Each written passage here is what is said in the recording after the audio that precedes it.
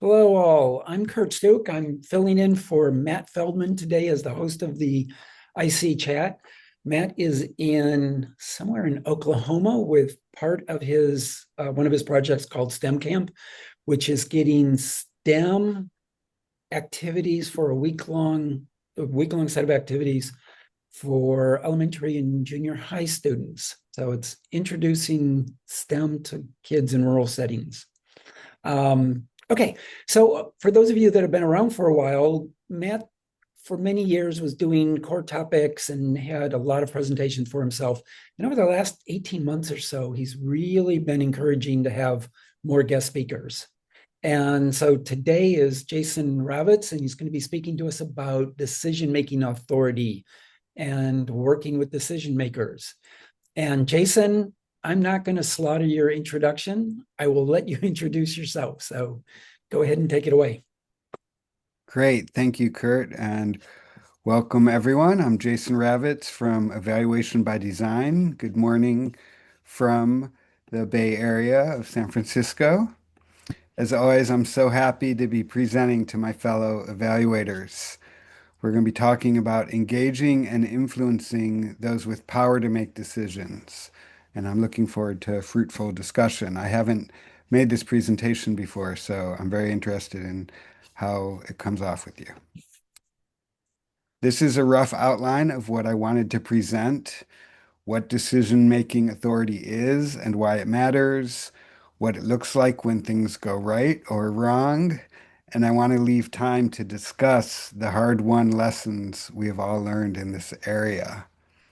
It's almost a cliche to say that failed projects often lack clear leadership or decision-making, but we want to talk about how to avoid that. So I want to start off on a positive note and ask each of you to think about one success story from your career. And think about who made that possible. Who is the person who is a leader, who is not only transactional, but transformational for your evaluation work. Not just someone who does nice things for Jason, although that's always nice, but I mean someone who prioritizes the role that you or I or any of us would be able to play as evaluators, who helped you as an evaluator. I wanted to give this talk because I was reviewing my business plan and going over my history, and I went back through my career, and it dawned on me that every cool project that I've been involved in has had amazing leadership support. And so from this, I conclude that I was really lucky and made some good choices about who to work with mostly. But I also see that when things turn out well for us as evaluators, it's rarely because of our own hard work or brilliance alone. And I suspect this resonates with some of you as evaluators. We're rarely the ones in the lead with projects, and we're often playing a supporting role. So I recognize I was blessed with a great career before I started consulting. And when I look back, I can see a picture of all the people who stepped up in support of research and evaluation. These were people often at the top of their field, and I never had to convince them about the importance of doing evaluation. When I've been in positions of authority, I've tried to grow use of evaluation, building teams and supporting evaluation as a field, and hiring consultants too. And as a consultant, I've found that many of these same dynamics are in place. So let me start by making sure we understand where everyone is coming from today. So I can't probably see all your hands, but if you want to, in the chat, I'm curious how often you feel that you've had strong leadership and advocacy for your evaluation work.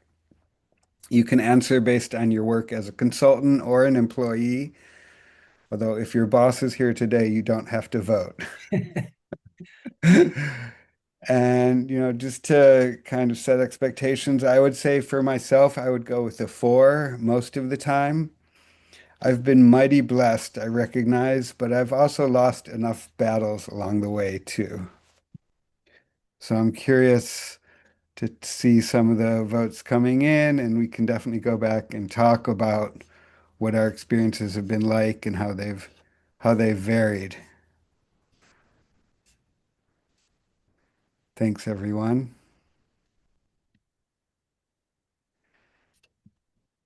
So let's start off with what is decision-making authority. Here are the ways I thought that this authority is demonstrated.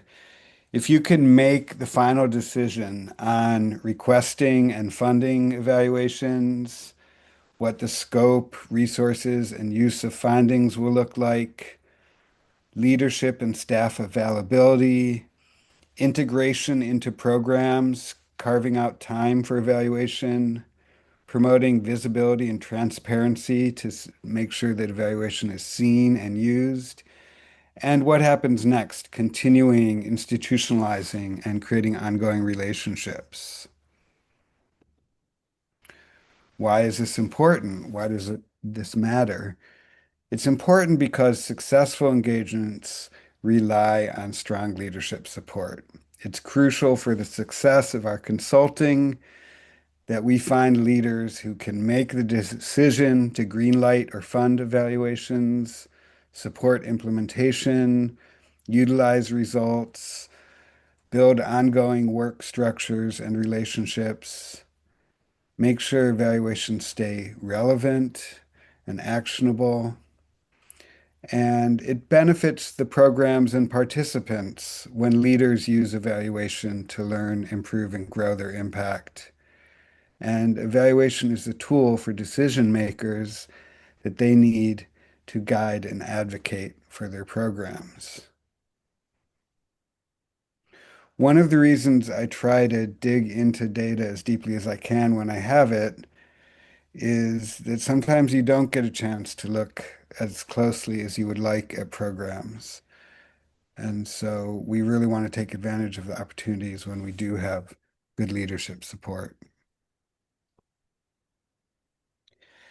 This is a framework for innovation conditions from my dissertation work. It shows what it takes to produce change in systems.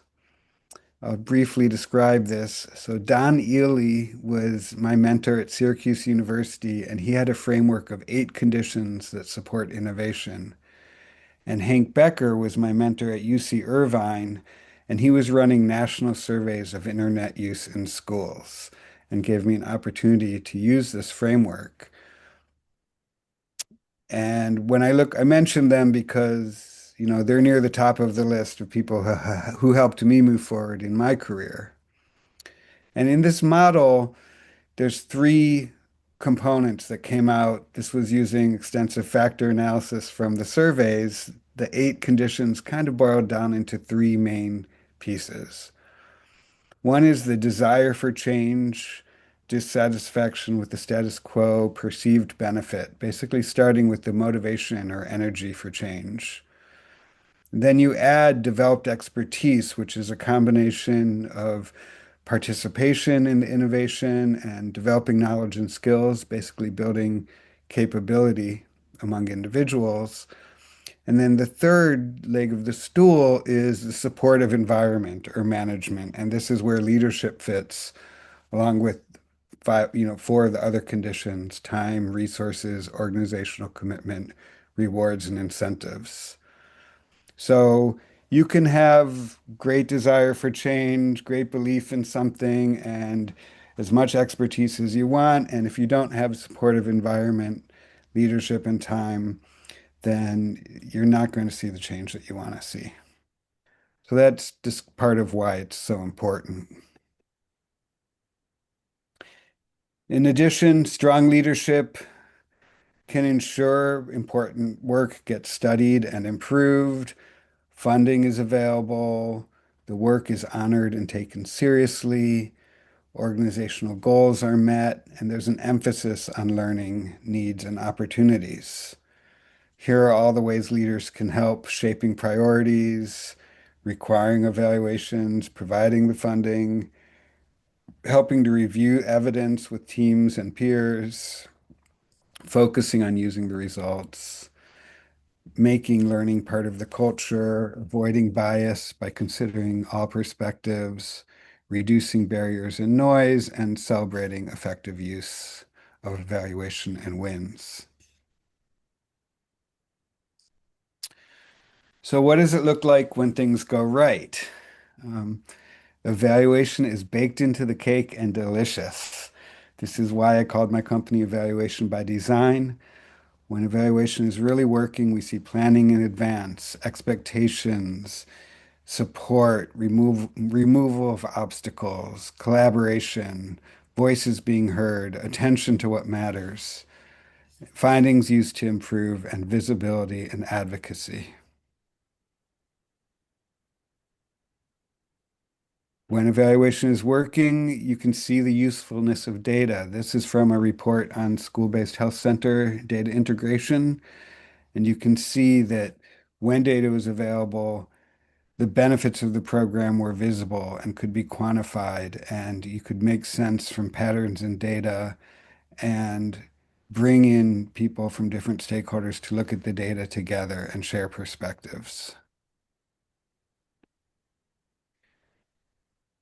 And there's so many benefits you'll see if you look at evaluation as part of your design process.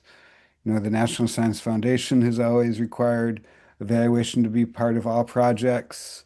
And the emphasis may have been on accountability, but there's also a benefit for programs. So you can see here a client from my time at Google talked about how they previously thought of evaluation as an afterthought, and now they wouldn't consider starting a project without an evaluation cycle.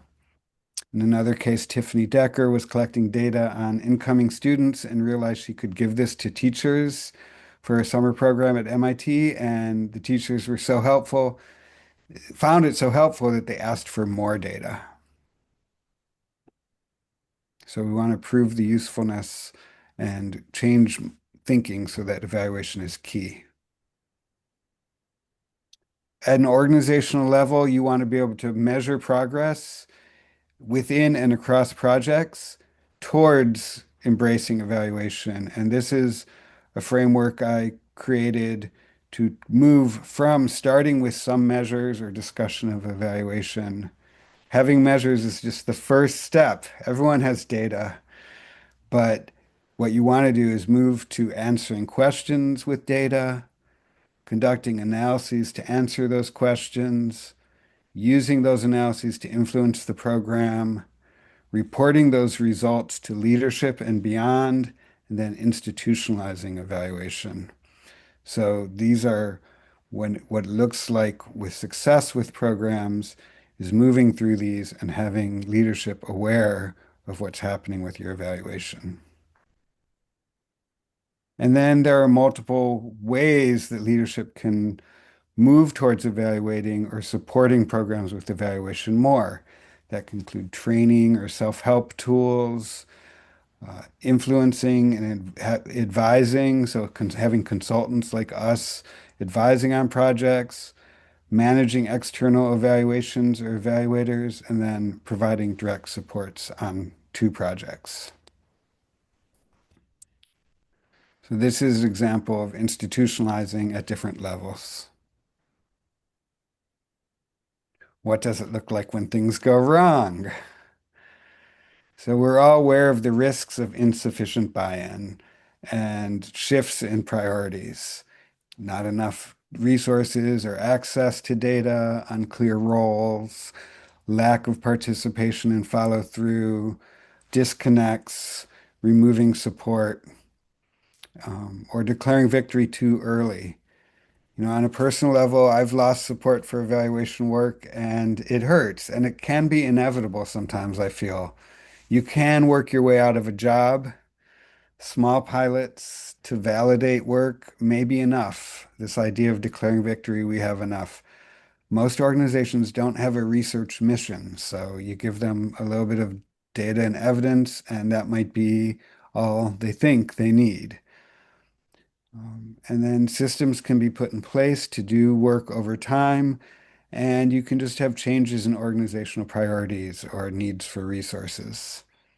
So I mentioned that you don't always win battles for leadership support.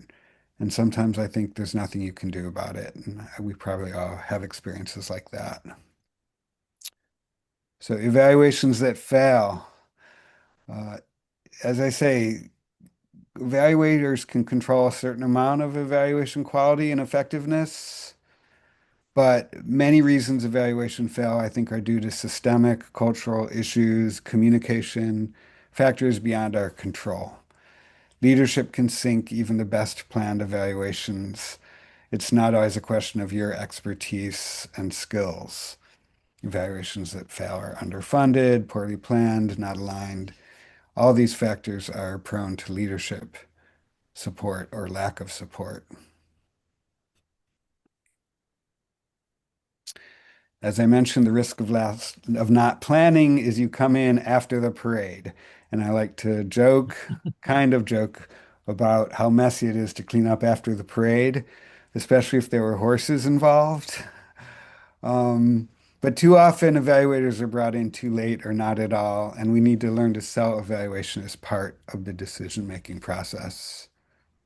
You'll never know what happened and what it was really like if you're not there throughout the program's development and implementation. I also think another reason we go off track is negative views of evaluation. And I think some of these need to be taken very seriously. People have had bad experiences. Um, Evaluation is competing for resources with other real priorities. Vivian from our group had a blog recently where I brought up the idea of imagine you're getting families out of an emergency situation in a foreign country and you have $50,000 left to get out five more families, or do you want to spend that money on evaluation? Um, it's kind of like how they cut a medical trial when it's working really well so that they can get the benefits out to people. That's how people think about the programs that they're running sometimes. So I think we need to take this seriously. Also, evaluation can be a burden. It can be seen as very nitpicky, like this character Terry from the Soul movie, a character that I was furious about because I thought it was such a terrible stereotype for the work that we do. And then people just feeling that they know better, they can trust their gut. Science is too conservative and misses important findings anyway. And if you have an engineering mindset, you can just keep trying things and you'll see when it works and it'll be obvious. And don't worry about all the cases that didn't work and how that might have affected people. So those are some kind of negative sides of when evaluation isn't really ticking along the way we want. And finally, I'll wrap up with some lessons that we've learned from this, hopefully. One is to stay focused on leadership commitment. We need leadership support to set the tone for what's going to happen, to drive resources, to understand priorities and map them to the evaluation. And we need to avoid fake sponsors who appear to support evaluation but can't actually make decisions. And I think that's something we should come back to.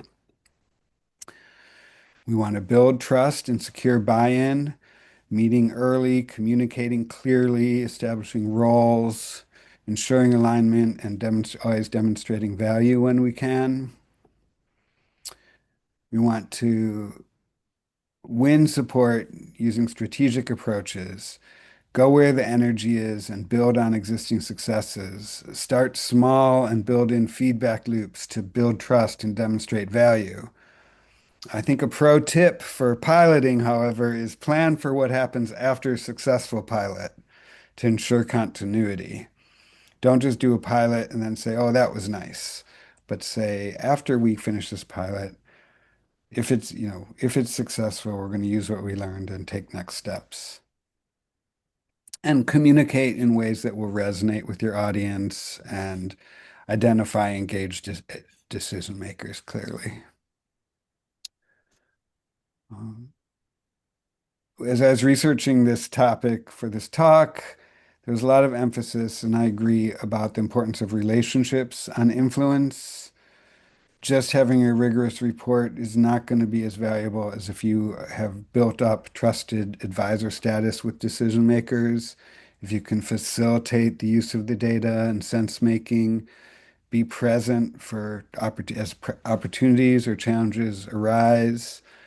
Um, you need influence in order for your evaluation to actually have an impact and communicate about that impact. You want to always assess the commitment of leadership and funds before you go too far down a path of evaluation. Is the project ready to go? Who's going to use the results? How? What kind of decisions are going to be made? What is the commitment? What's the timeline? And as I said, we want to avoid the traps of false sponsors. Uh, these are people who have the best intentions to use your services, but do not have decision-making authority. So I suspect there's some head nodding here, but sitting in a car with no gas is miserable. People, even with the best ideas, best intentions, they might be too small to afford our services. They might not have a clue. They might not have a plan. You shouldn't have to look hard for good ideas or support. And I don't think we want to get bogged down on something that isn't ready for an evaluation. And I've fallen into this trap many times, so I wanted to emphasize it. You don't want to assume the person that you're talking to and developing a relationship is ultimately the person who's capable of making big decisions. And if they're not, you need to know that as soon as possible. We want to encourage leaders to view evaluation as a strategic investment to improve effectiveness, business intelligence, that there's a cost of not evaluating, not asking questions, getting feedback, trying to improve, and a benefit of evaluation for advocacy and as a driver for learning and growth and ROI. We want to design for use and actionable insights. Make sure your work is relevant. Rigorous is only half of the equation. Being relevant and having access to leadership and visibility is just as important. You want to be timely and digestible, easy summaries and dashboards or visuals, and don't wait for perfection if insights are needed sooner rather than later. Timeliness is really important. So to summarize, we want to identify and assess the level of funding and decision maker commitment. Clearly articulate the benefits of evaluation and tailor your messaging to the context and the leaders involved. Great work is only useful when it's communicated and discussed, and relevance and access are just as important as rigor and skillful evaluation. Establish clear expectations, promote learning cultures, and know when to walk away and when to run. Thank you. Um, for leaders, we also want to communicate to leaders and help them with their work, help them understand that evaluation starts with program design, that they need to plan for how results will be used, understand what resources you need as an evaluator and their role in providing those, setting expectations and providing input and being available to provide input on important topics, the purpose of the evaluation, key questions and timeline, and making staff time and resources available when appropriate. So that's going to pretty much wrap up what I wanted to share. I'm really hoping we can have a conversation about if any of these ideas have promoted your thinking or given you ideas for taking action, where you've seen decision making go well or not well with evaluation, if there's any other key factors that you want to bring up based on your experience, and then strategies for building more evaluation awareness among decision makers. I hope we can keep the conversation going. Be sure to reach out if you're interested. I'm providing my contact information. And I hope we can have a rich discussion about this, and I hope that some of this has been helpful. I'm happy to answer any questions or clarify, and really excited to hear what you think about this important topic. Thank you. Thank you, Jason.